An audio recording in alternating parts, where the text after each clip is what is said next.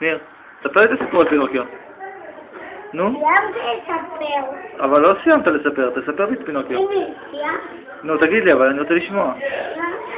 פעם אחת, נו. פעם אחת יביתי אותו.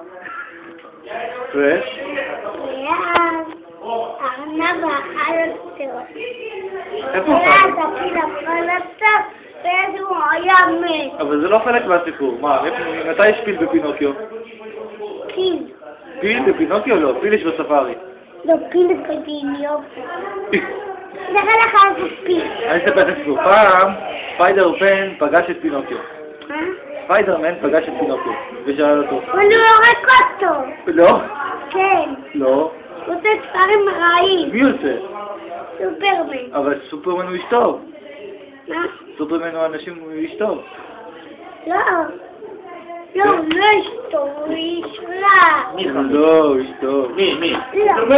כן, הוא איש לא, טוב. הוא נותן טובה לאנשים. הוא מציל אנשים. לא. כן, מי אמר לך שסופרמן הוא איש רע? זה רע, הוא שובר את הכל, הוא רק מרפיא. לא, נסראללה איש רע. הוא איש רע. אתה מכיר את נסראללה? לא. טוב מאוד, זה טוב שכך.